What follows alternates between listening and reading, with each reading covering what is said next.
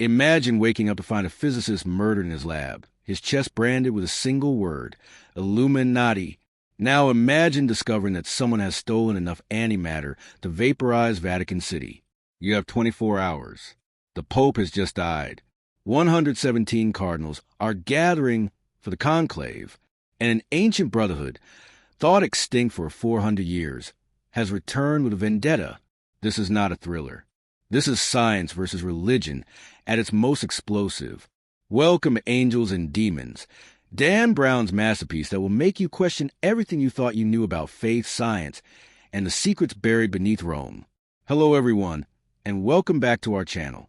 Today, we're diving deep into one of the most explosive thrillers ever written, Dan Brown's Angels and Demons. This is actually the first book featuring the legendary symbologist Robert Langdon, even before the Da Vinci Code took the world by storm. If you've never read this book, buckle up. If you have, prepare to relive the adrenaline rush. This story takes us to the hidden corridors of Vatican City, the ancient streets of Rome, and the dangerous intersection where science and religion collide. So grab your coffee, settle in, and let's unlock the mysteries of angels and demons. Our story begins in the darkness of a Swiss laboratory, deep within CERN, the European Organization for Nuclear Research. A brilliant physicist named Leonardo Vetra is found murdered in his lab, his body bearing a horrific mark, the word Illuminati branded into his chest. But here's the disturbing part. The brand is a perfect ambigram, meaning it reads the same upside down. This is no ordinary murder. This is a message. Leonardo Vetra wasn't just any scientist. He was one of the world's leading researchers on antimatter, the most powerful energy source known to humanity. Think of antimatter as the mirror image of regular matter. When matter and antimatter meet, they annihilate each other in a burst of pure energy. Just 1 gram of antimatter contains the same energy as a nuclear bomb. And someone has stolen Vetra's creation, a canister containing a 1/4 gram of antimatter, enough to level an entire city. Enter Robert Langdon, a Harvard professor of symbology and religious iconology. Langdon receives a mysterious call in the middle of the night from Maximilian Kohler, the director of CERN. Kohler shows Langdon a fax of the ambigram brand and asks him to come to Switzerland immediately. Langdon is shocked. He studied the Illuminati for years, an ancient secret society of scientists who were persecuted by the Catholic Church during the Renaissance. But the Illuminati supposedly vanished centuries ago. Could they really have returned? When Langdon arrives at CERN, he's introduced to Vittoria Vetra, Leonardo's adopted daughter and a brilliant scientist in her own right. Vittoria is devastated by her father's murder, but there's no time to grieve. The antimatter canister has a battery that will die in 24 hours. When it does, the magnetic containment field will fail and the antimatter will explode. The question is, where is it? The answer comes through a phone call. The antimatter is hidden somewhere in Vatican City, and the battery is already counting down. The timing couldn't be worse. The Pope has just died, and the Preferiti, the 4 cardinals most likely to become the next Pope, have been kidnapped. The Illuminati have returned with a plan for revenge against the Church, and they're going to execute 1 cardinal every hour at 4 different churches across Rome, in a path they call the Path of Illumination. At midnight, Vatican City will be destroyed. Robert Langdon is not your typical action hero. He's an academic, a professor who specializes in symbols and religious iconography. But his knowledge makes him uniquely qualified for this mission. The Illuminati were masters of symbolism, hiding their messages in art, architecture, and science. To stop them, Langdon must decode centuries-old clues. The Illuminati, Langdon explains, were formed during the Renaissance by scientists like Galileo who were persecuted by the Catholic Church for their revolutionary ideas. The Church believed that science threatened faith, that questioning the Bible was heresy. Scientists were excommunicated, imprisoned, even executed. So they formed a secret brotherhood, the Illuminati, to protect themselves and continue their work. They created a sanctuary in Rome, a secret meeting place, and a path to reach it marked by 4 sculptures representing the 4 elements: earth, air, fire, and water. But here's the problem. That path has been lost to history. The sculptures were scattered, their locations forgotten. Langdon must find them, decode their meanings, and race against time to reach each church before another cardinal is murdered. Accompanying him is Vittoria Vetra, who brings both scientific expertise and personal motivation. Her father's murder has left her determined to stop the killers and recover the antimatter. Together, Langdon and Vittoria form an unlikely partnership. The scientist and the symbologist, faith and reason working together against a common enemy. Vatican City is in chaos. The papal conclave, the gathering of cardinals to elect a new pope, is about to begin, but four of the preferiti are missing. Camerlengo Carlo Ventresca, the late pope's closest aide, is trying to hold everything together. The Camerlengo is young, passionate, and deeply faithful. He's horrified by the threat, but also constrained by Vatican protocol and the presence of the Swiss Guard, who are skeptical of Langdon's theories about the Illuminati. Commander Olivetti of the Swiss Guard is particularly dismissive. He believes the Illuminati are a myth, that this is simply a terrorist attack by a madman. But Langdon insists the symbolism is too perfect, too deliberate. This is the work of the Illuminati, or someone who knows their secrets intimately. The Vatican archives become Langdon's battlefield. These ancient libraries contain texts and documents dating back centuries, many of which have never been seen by outsiders. With special permission from the Camerlengo, Langdon gains access to search for clues about the Path of Illumination. He discovers references to an artist named John Lorenzo Bernini, one of Rome's greatest sculptors, and, according to Langdon's theory, a secret member of the Illuminati. Bernini created sculptures hidden in plain sight throughout Rome, marking the path to the Illuminati sanctuary. The first marker represents Earth. Langdon identifies it as Habakkuk and the Angel, a sculpture by Bernini located in the Chigi Chapel inside the church of Santa Maria del Popolo. Langdon and Vittoria race to the church, arriving just in time to find the first cardinal, buried alive in a pile of earth, his mouth and throat filled with dirt. The word Earth is branded on his chest. They're too late to save him. But there's a clue to the next location. Langdon studies Bernini's sculpture and realizes it's pointing toward the next church, a line leading across Rome to the element of air. Every minute counts now. Another cardinal will die in less than an hour. The assassin, meanwhile, is a ghost. He's described as dark, muscular, and completely ruthless, a professional killer hired by someone who calls himself Janus, the mysterious leader of this new Illuminati plot. The assassin takes pleasure in his work, carrying out each murder with theatrical precision. He's always one step ahead of Langdon, and he knows they're coming. The second marker is air. Langdon deduces it's located at St. Peter's Square, specifically in the West Ponent relief, another work by Bernini. They rush to the location, but again they arrive moments too late. The second cardinal has been murdered, his lungs punctured, his chest branded with the word air. He's been left in a grotesque display, suffocated to death. The pattern is becoming clear. The killer is following the path of illumination exactly, murdering each cardinal in a way that represents one of the four elements. And he's broadcasting his actions to the media, ensuring the world watches as the Vatican crumbles. Meanwhile, the antimatter canister continues its countdown. Vittoria warns that when the containment fails, the explosion will release the energy equivalent of a small nuclear weapon. St. Peter's Basilica, the Sistine Chapel, the Vatican museums, everything will be obliterated. Thousands will die, and the heart of the Catholic Church will be destroyed. Commander Olivetti finally begins to believe Langdon's theory, but it may be too late. The Swiss Guard spreads throughout Vatican City, searching desperately for canister, but Vatican City is massive, with countless rooms, chapels, and underground passages. Finding a small canister in all that space is like finding a needle in a haystack. Fire is the third element. Langdon determines the next location is the Church of Santa Maria della Vittoria, where Bernini's masterpiece, the Ecstasy of St. Teresa, is displayed. This sculpture shows Street Teresa pierced by an angel's flaming arrow, the perfect representation of fire. Langdon and Vittoria arrive to find the third cardinal burning alive, set on fire in front of the sculpture. Once again, they're too late. The word fire is branded on his charred body. The horror is escalating, and time is running out. But something else is happening. Langdon notices inconsistencies in the assassin's behavior, small details that don't add up.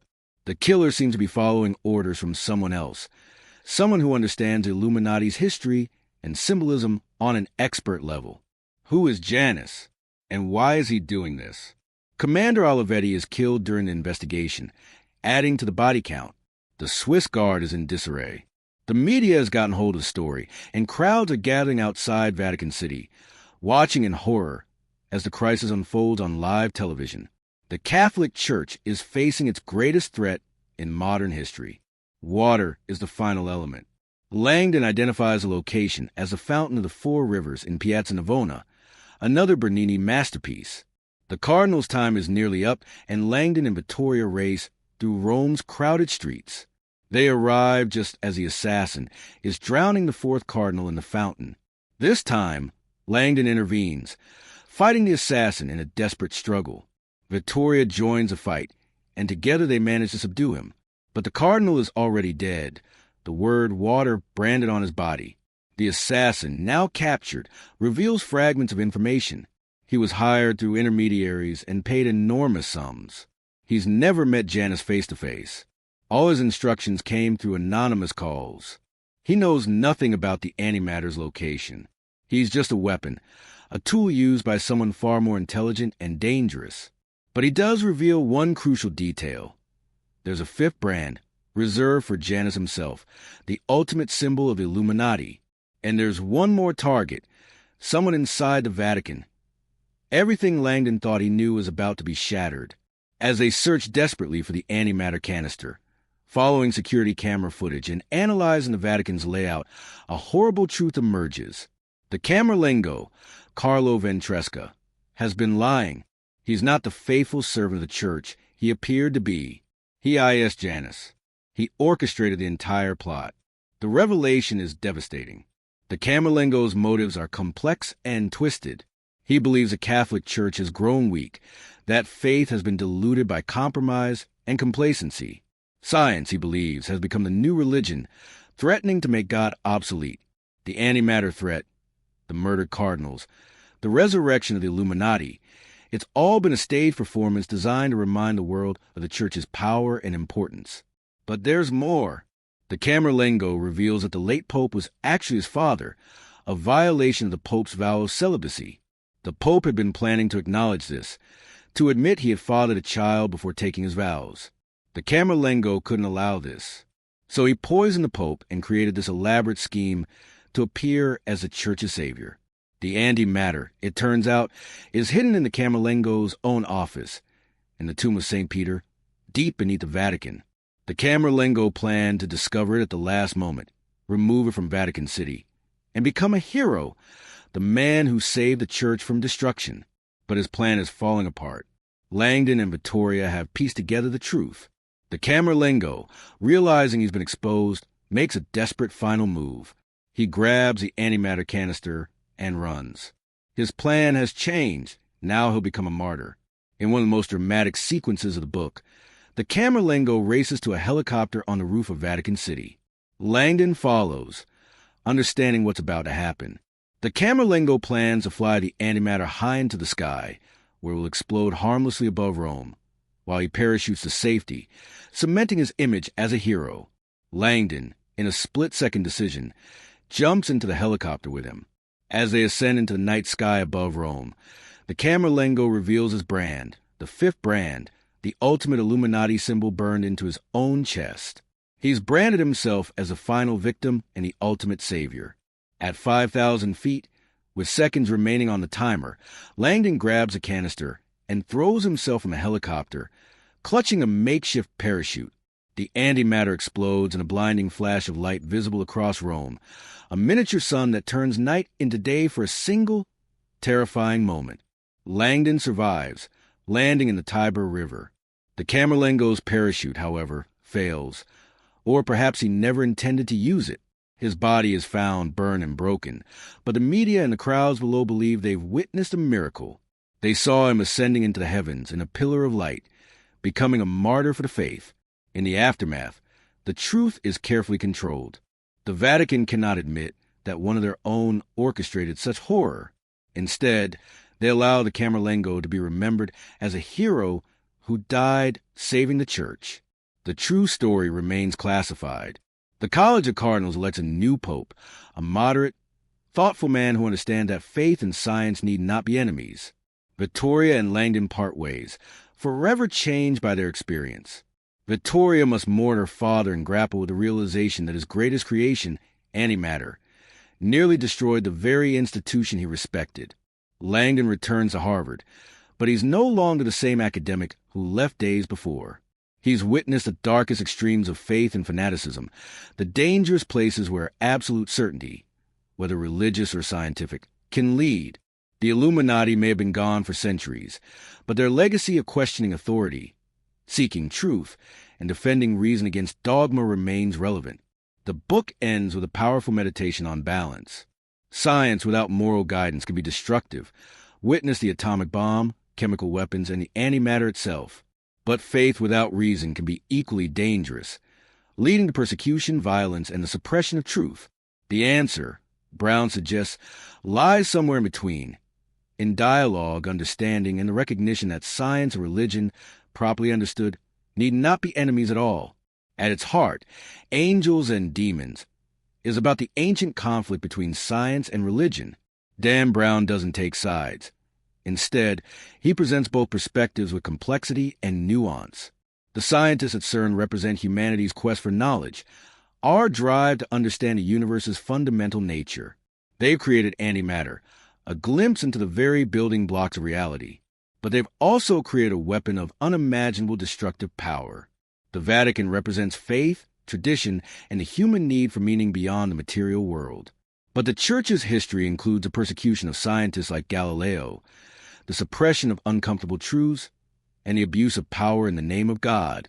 The Camerlengo embodies the dangers of religious extremism, the belief that the ends justify any means, that faith must be defended at all costs, even through murder and deception. Yet his concerns aren't entirely without merit.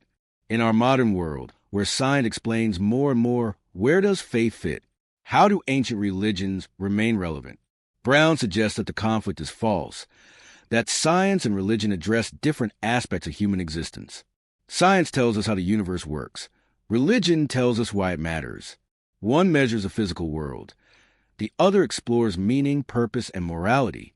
They're not competitors, but complementary ways of understanding our existence. Robert Langdon is the perfect guide for this journey. He's academic but not arrogant, knowledgeable but willing to admit uncertainty. His expertise in symbols makes him uniquely qualified to decode the Illuminati's messages, but his real strength is his ability to see connections, to think laterally, and to remain calm under pressure. Throughout the book, Langdon is forced out of his comfortable academic world into genuine danger, and he rises to the challenge. Vittoria Vetra represents the modern scientist, brilliant, passionate, and deeply aware of science's ethical implications. Her father taught her that science and faith can coexist, that understanding the physical world can actually deepen spiritual appreciation. Her journey is one of grief and determination, seeking justice for her father while preventing his creation from being misused. The Camerlengo is the book's most complex character.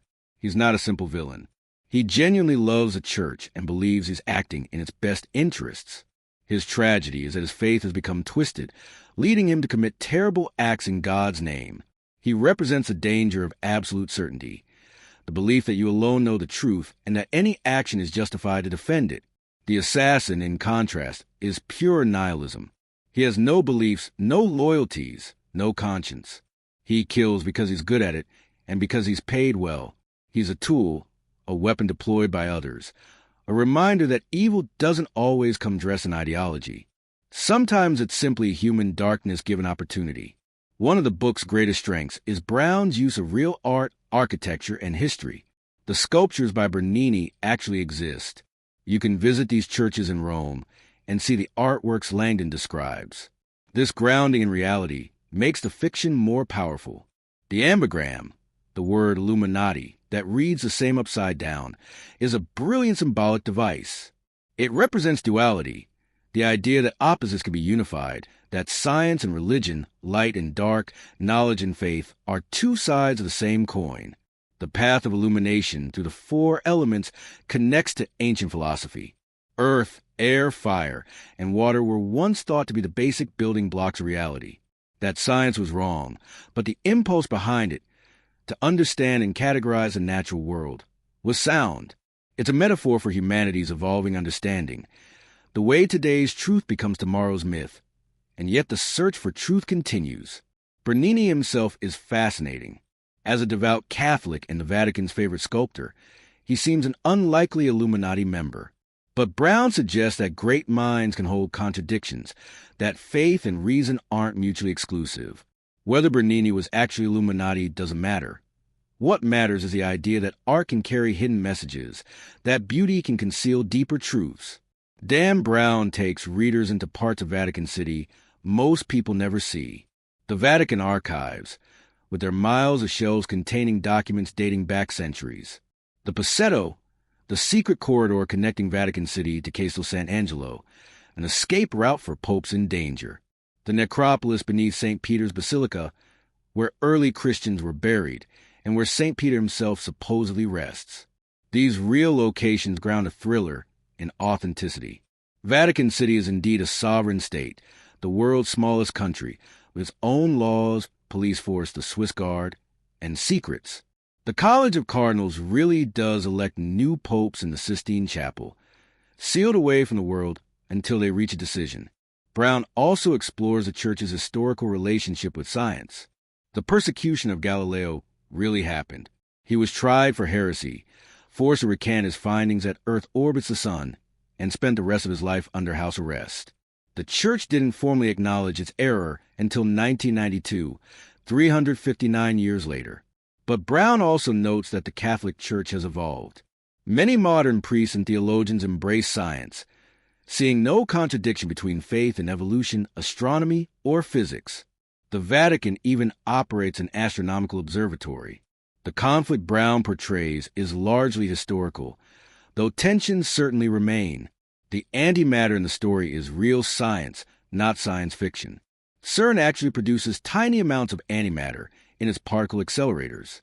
When antimatter meets regular matter, they do annihilate each other in a burst of pure energy. The complete conversion of mass into energy, as described by Einstein's E equals mc squared. However, Brown takes significant creative liberties. Creating and storing even the tiniest amount of antimatter requires enormous energy and sophisticated magnetic containment. Current technology can only produce and store antimatter for minutes at most, and in quantities far too small to be dangerous. A quarter gram of antimatter will require more energy to produce than humanity currently generates in years. But that's not the point. The antimatter is a MacGuffin, a plot device that drives the story forward. What matters is the thematic weight it carries. Like nuclear weapons, biological warfare, or artificial intelligence, antimatter represents the double-edged nature of scientific progress. Every advance gives us new tools, but also new weapons. The question isn't whether we can create these things. It's whether we should, and how we'll control them if we do. The Illuminati did exist historically. The Bavarian Illuminati was founded in 1776 by Adam Weishaupt, a professor of law. It was a secret society promoting Enlightenment ideals, reason, secularism, and liberal values against the conservative dominance of the Catholic Church and monarchies. The group was suppressed by the Bavarian government in the 1780s and effectively dissolved. However, conspiracy theories about the Illuminati have persisted for centuries. Some believe they still exist, secretly controlling world events. There's no credible evidence for this, but the myth endures. Brown's Illuminati are a historical organization reborn, or rather, a plot mimicking their style and symbolism. Whether they truly existed as a scientific brotherhood protecting persecuted scientists is doubtful, but it makes for a compelling story. The real conflict between the Church and scientists like Galileo, Copernicus, and Giordano Bruno, who was burned at the stake for heresy, provides historical foundation. As a thriller, Angels and Demons succeeds brilliantly. The 24-hour time limit creates relentless tension. Every chapter ends with a cliffhanger or revelation. The action moves from CERN to Rome to the depths of Vatican City to the skies above the Eternal City. Brown's chapters are short, often just a few pages, alternating between Langdon's investigation, the assassin's activities, and scenes inside the Vatican.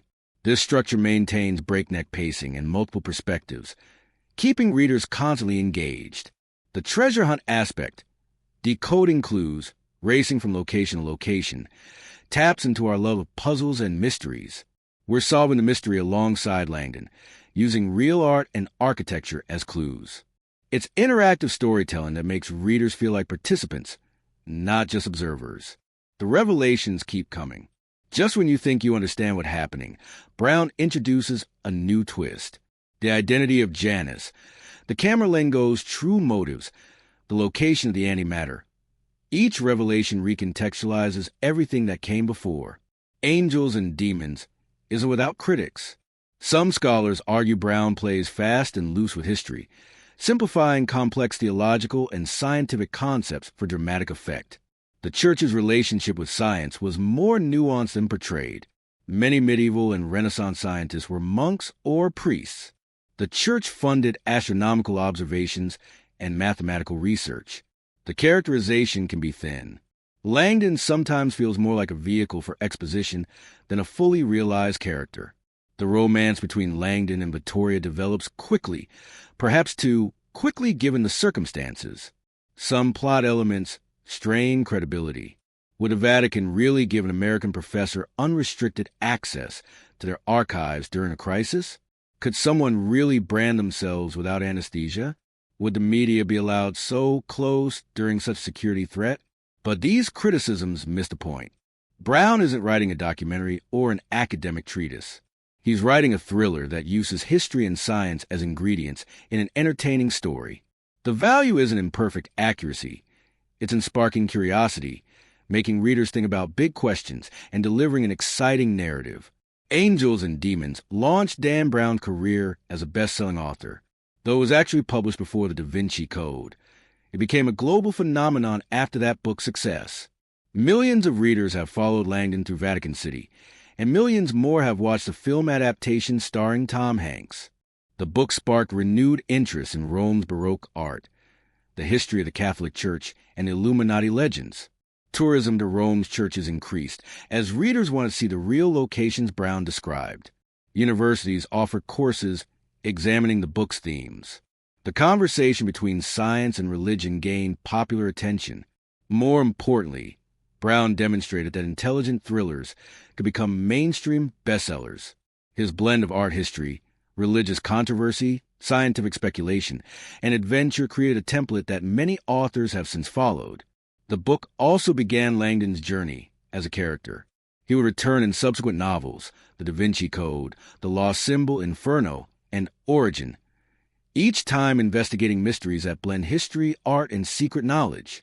But Angels and Demons remains many fans' favorite, praised for its tighter plotting and more balanced treatment of its themes. Angels and Demons works on multiple levels. As a thriller, it's exciting and fast-paced, with memorable action sequences and clever puzzles. As a meditation on faith versus science, it raises important questions about how we find meaning in an increasingly scientific world. The book's ultimate message is one of balance and tolerance. Extremism, whether religious fundamentalism or scientific arrogance, leads to destruction. The Camerlengo's fanaticism kills innocent people. But unchecked science without ethical consideration creates weapons like antimatter. The answer lies in dialogue, in recognizing that different ways of knowing can coexist. Science doesn't have to disprove God, and faith doesn't require rejecting empirical evidence. Both can be true simultaneously if we're willing to think complexly. In our current era, when debates about science and religion continue, over evolution, climate change, genetic engineering, artificial intelligence, Brown's themes remain relevant. How do we balance progress with ethics? How do we respect tradition while embracing new knowledge? How do we maintain meaning and purpose in a universe that science reveals to be vast, ancient, and indifferent to human concerns? Angels and Demons doesn't answer these questions definitively. Instead, it dramatizes them, making them personal and immediate through Langdon's race against time. It reminds us that these aren't just abstract philosophical debates. They have real consequences for how we live, what we value, and what kind of future we're creating. The book is ultimately optimistic. Despite all the violence and deception, despite the Camerlengo's twisted plot, Good people working together, the scientist and the symbologist, reason and intuition, can find truth and prevent catastrophe. The new pope elected at the end represents hope for reconciliation, suggesting that institutions can evolve and that seemingly irreconcilable differences can be bridged. As you walk away from this story, you're left with questions worth pondering. What do you believe? How do you know what you know? Can science and faith coexist in your worldview? What are you willing to sacrifice for your beliefs? And are you certain enough in your convictions to impose them on others? These are uncomfortable questions, which is exactly why they matter. Angels and demons doesn't let you remain comfortable in easy answers. It challenges both the devout and the skeptical, the scientist and the believer. It suggests that wisdom lies not in certainty, but in humble recognition of how much we don't know, and in respecting others who approach truth differently than we do. So there you have it, a deep dive into Dan Brown's Angels and Demons, a thriller that entertains while challenging us to think about faith, science, truth, and the dangerous extremes of absolute certainty. From the laboratories of CERN to the sacred halls of Vatican City, from Renaissance art to cutting-edge physics, this book takes us on a journey that's as intellectually stimulating as it is exciting. Now I want to hear from you. If you had to choose between saving the world through science or through faith, which would you pick? Or is the question itself a false choice? Drop your thoughts in the comments below. Let's start a conversation worthy of Langdon himself. And if you enjoyed this deep dive into one of thriller literature's most explosive novels, don't forget to like this video, subscribe to our channel for more book analyses, and hit that notification bell so you never miss our content. We break down the books that make you think, the stories that stay with you long after the final page. Trust me, you'll want to be here for what's coming next. Until next time, keep reading, keep questioning, and remember, truth is often hidden in plain sight. You just need to know where to look. End.